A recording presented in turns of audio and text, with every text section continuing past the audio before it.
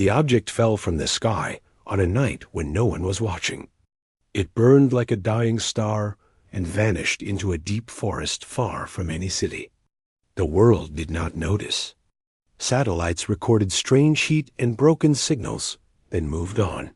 For the aliens who owned the ship, this was the end. The Starship was damaged beyond their standards. Its core was unstable, its hull cracked, and its long mission already failed. They marked the planet as unimportant. Before leaving, they stripped what they thought mattered and abandoned the rest like trash. Years passed. Trees grew around the crash site. Rain and snow covered the broken metal. The ship did not heal, but it did not fully die. Its core slept, waiting. Humans found it by accident. A survey team searching for rare minerals noticed strange readings under the ground. They thought it was an old military bunker or a meteor. When they dug deeper, they uncovered metal that did not rust and shapes no human hand had made. The discovery was sealed at once. Governments argued in silence. In the end, the ship was moved piece by piece to a hidden underground site. Jiho stood inside the main chamber for the first time and felt small. The walls curved like the inside of a giant shell. Lines of unknown symbols ran across the surface, faint but alive. He was an engineer, trained to fix broken machines, but this was not a machine he knew. Still, broken things spoke to him. He believed everything had logic. Even alien work. Hana walked beside him, calm but alert. She studied systems, not metal. Where Jiho saw damage, she saw patterns. The ship had been designed to think in ways humans did not expect. She placed her hand on a smooth panel and felt a soft vibration. "It is not dead," she said. Jiho nodded. They left it too early. The team was small at first. Seijin studied the strange alloys. Yuna worked on signals and code. Doyun watched for danger and planned defenses. None of them believed the ship could fly again. That was not the goal. They only wanted to understand it. The aliens who built the ship believed in perfection. Their systems were closed, clean, and exact. Humans were different. Humans tested, failed, adjusted, and tried again. When a panel did not open, Jiho cut around it. When a signal made no sense, Yuna fed it noise until it responded. The ship resisted, then slowly adapted. Weeks turned into months. The ship's inner lights flickered for the first time. A deep hum filled the chamber, low and steady. Instruments went wild. Power flowed where there had been none. The core was waking up. Hana discovered that the ship had many limits placed on it by its creators. Safety rules, hard stops, locked paths. The aliens never expected outsiders to touch it. They never expected anyone to break the rules. Ho broke the first limit by mistake. A feedback loop surged through a damaged conduit, bypassing a lock. The ship reacted, not with failure, but with acceptance. Systems rerouted. New paths formed. The ship learned from the damage. That should not work, Seijin said. But it did, Jiho replied. The humans realized something important. The ship was not truly broken. It was unfinished. The aliens had built it for one purpose only. They had never asked what else it could become. Deep within the core chamber, a sealed structure waited. The aliens had labeled it useless, unstable, and dangerous. Humans called it potential. When they finally opened it, the room filled with light. Not fire, not heat, but compressed energy shaped by fields humans barely understood. Hana felt her breath catch. This was not an engine alone. It was a star caged inside metal. "It is a weapon," Doyan said quietly. "No," Hana answered. "It is more than that." The ship had been designed to harvest stellar forces and discard what it could not control. The aliens feared pushing it further. Humans did not. Ho looked at the damaged systems and smiled slightly. They thought it was broken because it scared them. The team argued long into the night. Activating the core could destroy the facility, or worse. Doing nothing would waste a chance that might never come again. Humanity had always advanced by touching the unknown. Even when it burned in the end, they chose a small test. A controlled pulse. Barely a whisper. Yuna prepared the interface using human code layered over alien logic. It was messy, inefficient, and alive. Hana guided the energy flow. Jiho held his breath as the systems aligned. The core responded. A soft wave spread outward, bending space inside the chamber for a brief moment. Instruments screamed, then settled. The walls held. The ship did not explode. Instead, it stabilized far above Earth. A ripple passed unnoticed by human eyes. But in distant space, sensors flared. Old alien systems detected a signal that should not exist. On Earth, the team stared at each other in silence. They had taken discarded alien scrap and made it speak. Jiho finally laughed, low and tired. They should not have thrown it away. Hana looked at the glowing core, her face serious.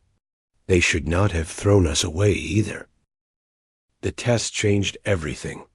After the core responded, the ship no longer felt like a dead object. It felt aware in a quiet way, like a sleeping animal that had opened one eye. Power levels that once stayed flat now moved on their own. Systems adjusted without commands. The humans did not panic. They watched, learned, and adapted. The underground facility expanded. New chambers were carved around the ship.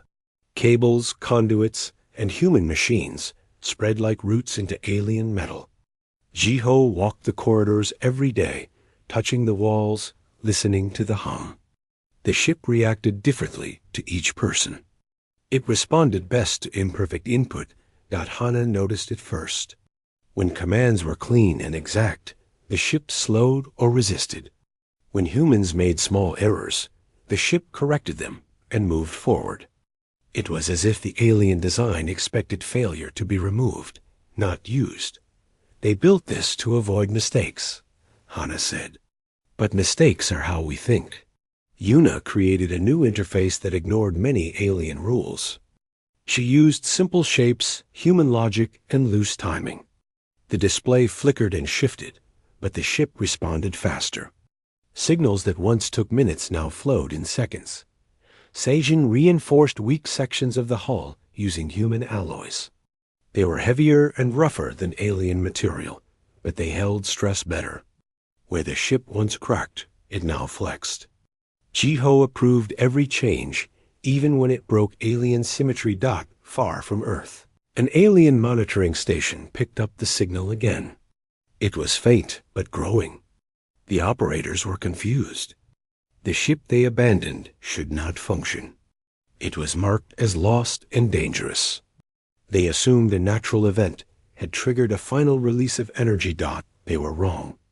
On Earth, the team began deeper tests. They did not aim the system outward yet. Instead, they focused on control. The core could compress energy beyond known limits. The aliens had used strict caps to keep it safe.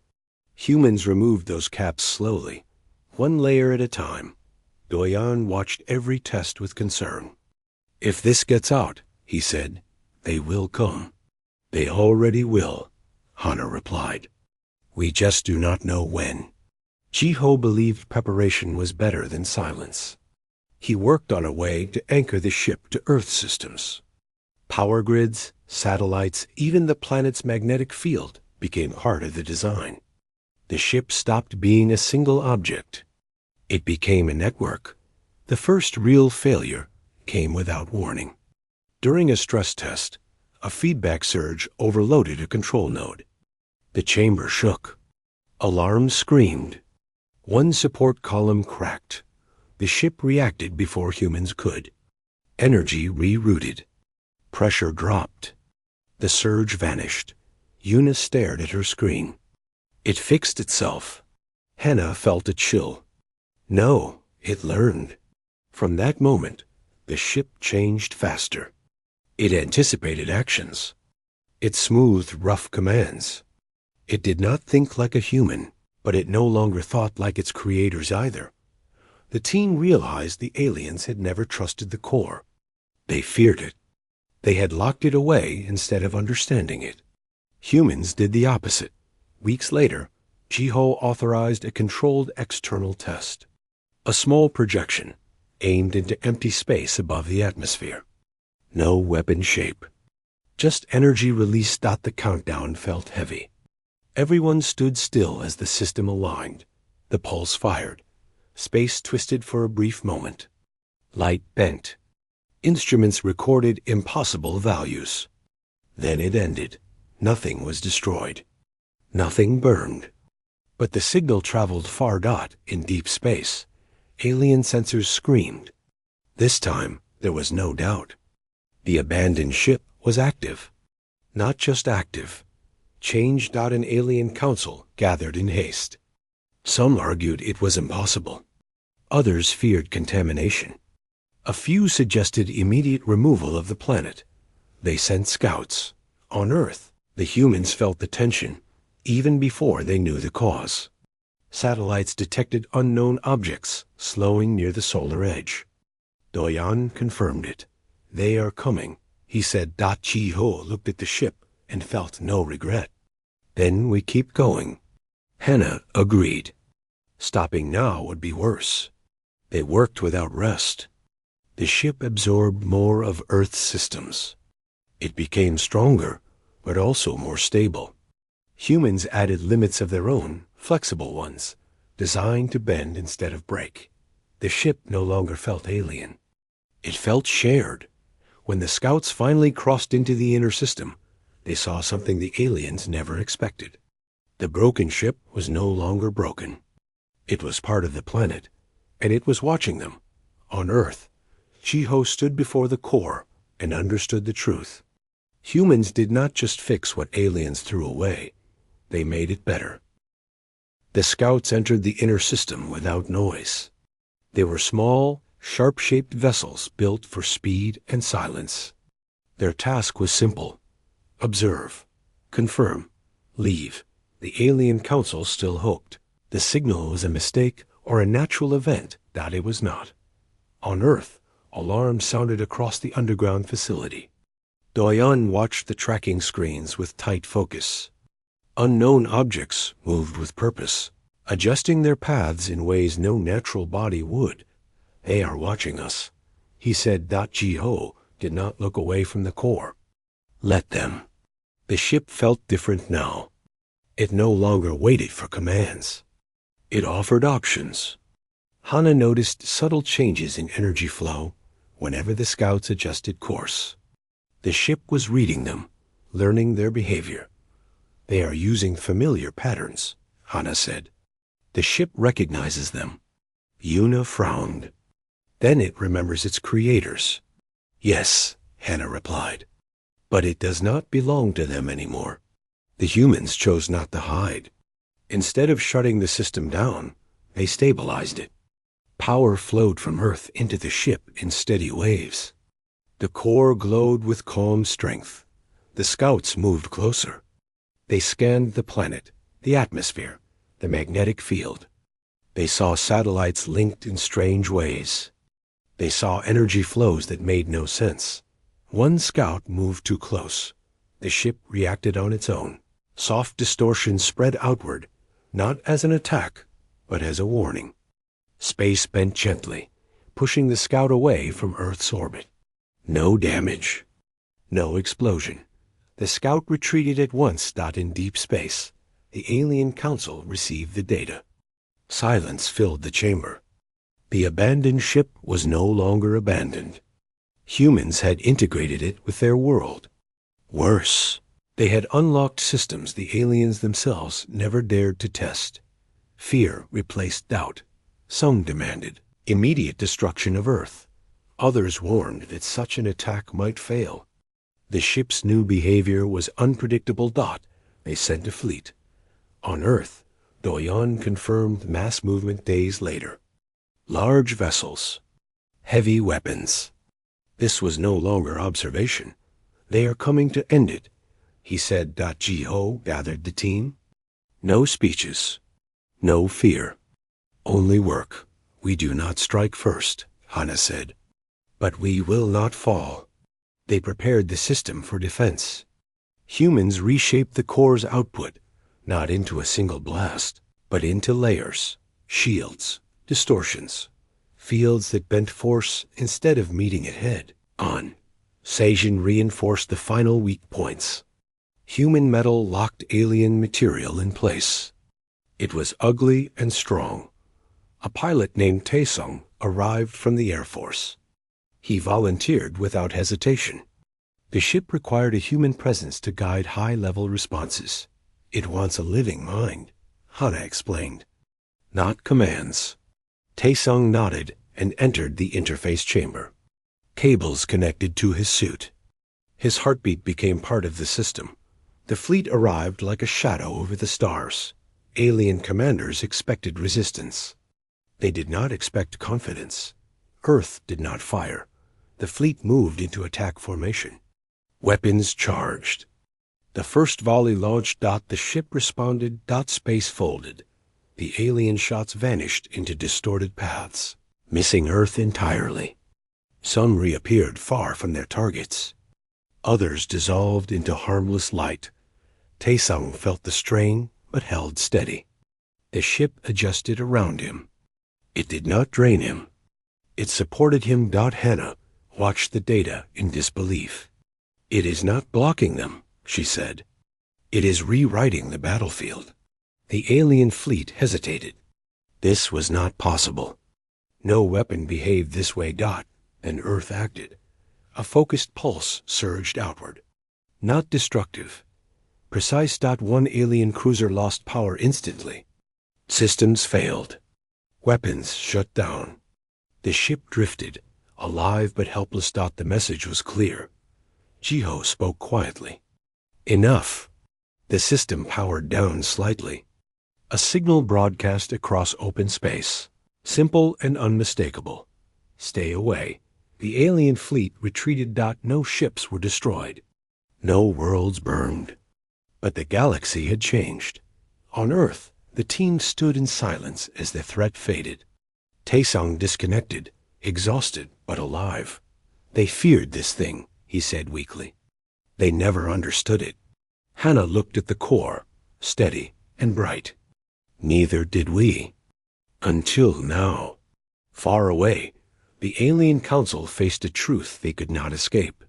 Humans had taken what was discarded and turned it into something beyond control. Earth was no longer a quiet world. It was awake. The retreat of the alien fleet did not bring peace. It brought attention. Across the galaxy, signals spread fast. Civilizations that once ignored Earth now watched it closely. They replayed the battle again and again, trying to understand how a discarded ship had become something so dangerous. On Earth, no one celebrated. Jiho knew better. Victory without loss did not mean safety. It meant time. The next ones will not hesitate, Doyon said. Hana agreed. They will not test us. They will try to erase us. Work resumed at once. The ship was no longer treated as a secret project. Nations argued, then agreed. Control of the system would stay with the team that understood it best. Politics could wait. Survival could not. The ship continued to change. It accepted new links faster now. Earth-based defenses sensed with it. Satellites shifted into new patterns. Even the moon's orbit data was used to fine-tune spatial control. Jiho noticed something strange. The ship was no longer just responding. It was suggesting. Patterns appeared on the interface, offering solutions humans had not asked for. It is thinking ahead, Yuna said. Hana studied the data carefully. Not planning like us, but it sees outcomes. That worried her more than the aliens. The next threat arrived without warning. No fleet, No scouts. Just a weapon. A long-range strike tore through deep space, aimed not at Earth itself, but at the ship's network. The attack bypassed normal space, appearing inside Earth's orbit. Alarms screamed. Taizan was back in the interface chamber within minutes. His face was calm, but his hands shook slightly. "They learned," he said. "They went for the links." The ship reacted instantly. Layers of distortion rose around Earth. The incoming strike slowed, twisted, and lost form. Still, part of it slipped through. A satellite vanished. No explosion. Just absence. Silence followed. Jiho clenched his fists. If they keep doing this, they will tear us apart piece by piece. Hannah made a hard choice. Then we stopped defending only. They prepared the system for a full response. Not a blast. Not destruction. Something else. The ship had always treated space as flexible. Humans pushed that idea further. They shaped a response that would speak clearly. Taesong connected again. The strain was heavier this time. The ship demanded more awareness, more emotion. Fear, focus, resolve. It fed on human presence. The weapon fired. Across light years, space rippled. Not violently, but deeply. Trade routes bent. Sensors across the galaxy failed for a brief moment. Every civilization felt it. The message was impossible to ignore. Earth could reach anyone. The attacking aliens understood it once. This was no simple weapon. It was control over distance itself. They stopped. On Earth, Taesung collapsed as the system powered down. Medics rushed in. He lived, but the cost was clear. "We cannot keep using people this way," Hana said softly. Jiho nodded. "Then we change how we fight." The ship adjusted again. It reduced its demand on human minds. It learned restraint. Days passed. No more attacks came. Instead, signals arrived, messages, cautious, respectful. Alien governments requested contact. For the first time in history, Earth was not asking for a place in the galaxy. It was being asked. Ho stood in the core chamber and felt the weight of it all. "They threw this ship away," he said quietly. "They thought it was a mistake." Hannah looked at the steady light within the core. "So did we," she said. "Once." The ship remained silent, stable, waiting. The galaxy had learned the lesson. It would never forget. Humans did not discard what was broken. They turned it into something no one could ignore. Silence followed the messages. Not the calm silence of peace, but the careful silence of fear mixed with respect. The galaxy waited to see what Earth would do next. On Earth, the ship rested in a stable state. Its core glowed softly, no longer pushing, no longer pulling. Jiho felt the change every time he entered the chamber. The ship was complete now, not perfect, but whole in its own way. Hannah spent long hours studying the data left behind by the last activation. The system had reached limits the aliens never imagined. Not because it was stronger, but because it was flexible. It bent instead of breaking. It paused instead of exploding. "They built power," she said one day. "We built control." Doyan worked with world leaders to create a single rule. The weapon would not be used to conquer. It would not be sold. It would not be aimed unless Earth itself faced destruction. Many argued. In the end, fear convinced them faster than trust ever could. The first alien delegation arrived months later. Their ships stayed far from Earth's orbit. They requested permission before moving closer. That alone showed how much had changed. Jiho watched the meeting from behind reinforced glass. The aliens spoke carefully, choosing each word with caution. They asked about the ship, about its design, about how humans repaired what their own engineers had failed to fix. Jiho answered simply, "We did not fix it the right way. We fixed it our way." The aliens did not understand at first. They believed strength came from removing weakness. Humans believed strength came from surviving it. The delegation left without threats. Without demands, Dotmore followed. Trade routes adjusted to avoid angering Earth. Conflicts paused when human signals appeared nearby. The ship was never fired again, yet it shaped the galaxy more than any war. Taesung recovered slowly. He never returned to the interface chamber. Others trained to connect with the system, but the ship no longer demanded a human anchor. It had learned balance. Yuna noticed the final change while monitoring long-range data. The ship was no longer drawing power from Earth's networks. It is feeding itself, she said. Hana understood. The core had reached stability. It no longer needed excess energy. It no longer hungered. The weapon was finished.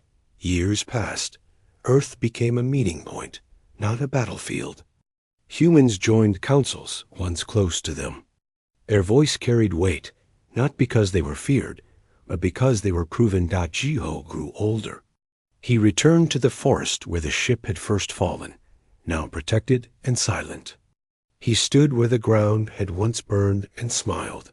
They thought you were broken, he said quietly. The ship did not answer. It did not need to dot far across the galaxy. Old alien records were rewritten. The abandoned Starship was no longer listed as a failure. It was listed as a warning. Do not underestimate humans. They take what is discarded. They learn from what is broken. And they turn it into something that changes everything.